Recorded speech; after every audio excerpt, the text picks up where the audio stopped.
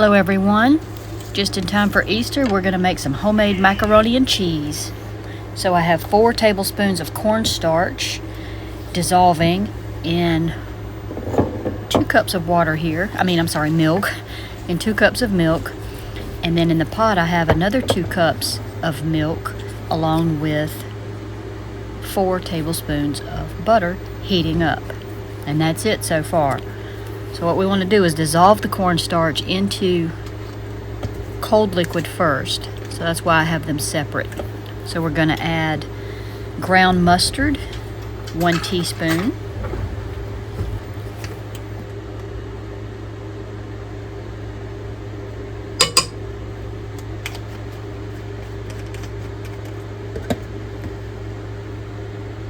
We're also going to add about 1/4 teaspoon of black pepper. And then a teaspoon of salt. And those are the only seasonings we add to this. You're welcome to add more or less of either one. My husband does not like it too salty, and I can't handle too much salt, so this recipe would generally take 2 teaspoons of salt, but I'm only using 1. And we're just going to bring that up and keep stirring it until it thickens. You want to gently stir your cornstarch mixture to make sure that any that has settled on the bottom is loosened up and all dissolved before you pour it into your pot with your other milk. I say gently because it can be stuck on the bottom, and if you start stirring kind of hard and your spoon gets stuck, it'll just slosh it out on you. So then you just pour it all in there and mix it up. I have already cooked a 16-ounce box of elbow noodles for about 5 minutes and drained them. So now I'm going to go ahead and put them in my pan and start breaking them up while I wait on my sauce to start thickening. But you have to keep stirring your sauce. Don't overlook your sauce.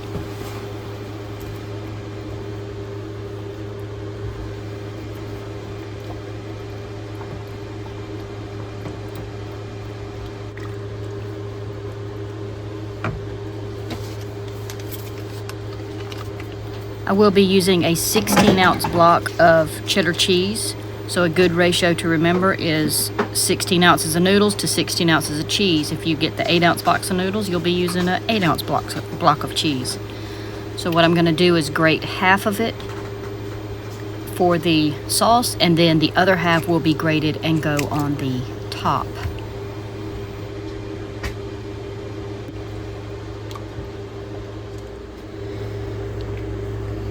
You just have to keep stirring until it thickens. If you don't, it will stick to the bottom or potentially curdle, and you'll have these little burnt chunks, which I've had to meticulously pick out before, and that's not such fun. So do not walk away from it. It's already starting to thicken. I'm going to zoom in a little bit. You actually feel it. You can feel it, it'll start to coat the bottom of the pan and thicken a little bit. See how it's thickening on the end of the spoon like that? It's not far from done.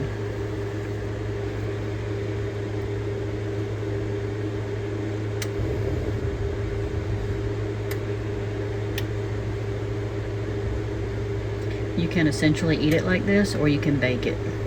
My husband tends to not like his macaroni and cheese very runny, so I end up baking mine.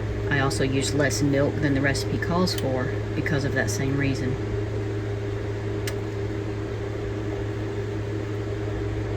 You can adjust it to your liking.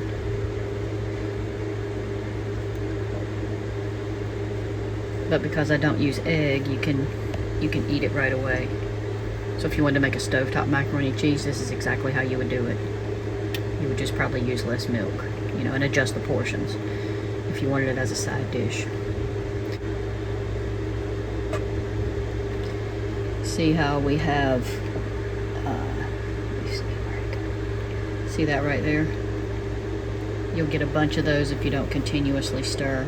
I stopped to grate cheese for a few minutes and I got that one. That's okay. But if you get a whole bunch of them in there, your whole pot turns that way. You're in trouble. You can cook it lower to avoid that. It'll just take a little bit longer. Right now I've got mine on medium. I've got it on 4. I did have it a little bit higher, but I turned it down. And I'm going to take this one chunk out because I don't like the way it looks. It won't taste bad, but... Alright, and I think that is thick enough. So we're going to turn it off and add half the cheese.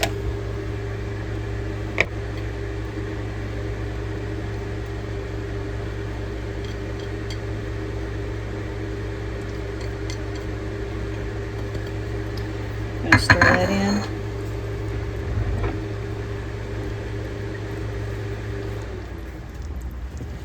If your burner stays really hot, you can take it off the burner during this process. I'm about to dump mine directly into those noodles, so I'm not too worried about it. Alright, so there is our cheddar cheese sauce. I'm going to back this up a little bit. We're going to pour it into our noodles.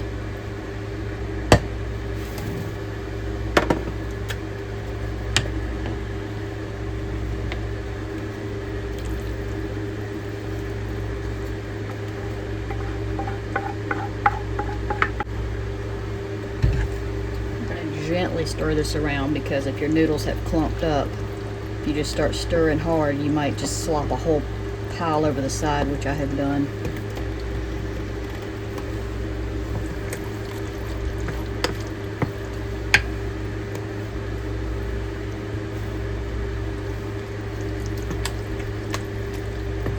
And then we're going to grate the other half of our cheese and sprinkle it on top.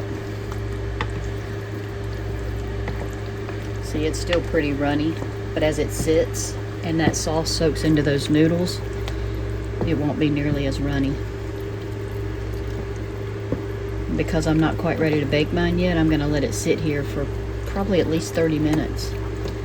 And I'll show you what it looks like prior to baking. Alright, I'm going to get the other cheese grated up and placed on top. Have it all grated up. This is the other half. By all means, you can use different cheeses. This is sharp cheddar today. I usually, for years, did the extra sharp, but I have only recently switched to sharp just because I like the little more creaminess of it. Even though I like the sharp taste of the sharp, I like the way the extra sharp, I like the way this one melts. So I've kind of switched to this one lately. It's not as crumbly. And if you've used both, you know exactly what I mean. And this is going to make our barbecued pork and macaroni bowls today. I wanted to do this ahead of Easter in case anybody wanted to make macaroni and cheese for Easter and was afraid to try it, because it's really quite simple.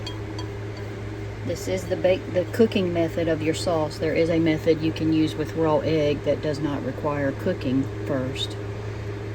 And simply what you would do is take about, I think, 2 eggs, mix it with some milk, pour it over your cooked noodles, mix in some cheese, and yeah, go from there, and then just bake it a little bit longer to make, and it's more custardy that way. Okay, so we're gonna let this sit until I'm ready to stick it in the oven. Meanwhile, we're gonna check on our ribs. Okay, they're nowhere near done. The oven's been on 275, so they have a long way to go. Alright, nothing to do with that yet. So I want to show you on the macaroni. It's been sitting here for about 30 minutes, and this is what I mean when I say you don't have to bake it if you don't want to. See, it's no longer runny like it was. So, you can bake or not bake. I'm going to stick mine in for at least 20 minutes and let it bake a little bit. And in the meanwhile, we're going to check our pork again, and hopefully, I see juice running out, so it might be done this time. I turned the oven up a little bit. Oh yeah, it's done. I went from 275 up to 325, and I moved my rack up. I had put it down to bake that baguette with water. And so what I'm going to do now is pick this meat off the bone and put some barbecue sauce to it. This is my barbecue. I fix and put the mac here.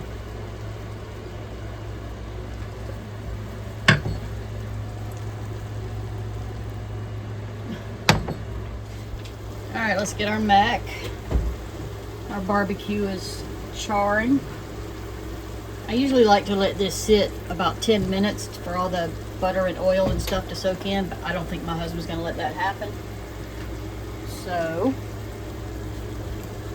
we're gonna make a bowl, and this is inspired by Marie Callender's mac and cheese bowl. I got him one time and he loved it, so now I have to make it for him all the time. I'll show you a bowl in a minute. All right, here's the bowl. Just put macaroni around and some barbecue in the middle, and then we'll mix it up and it'll be delicious. Daddy, eat. On my way.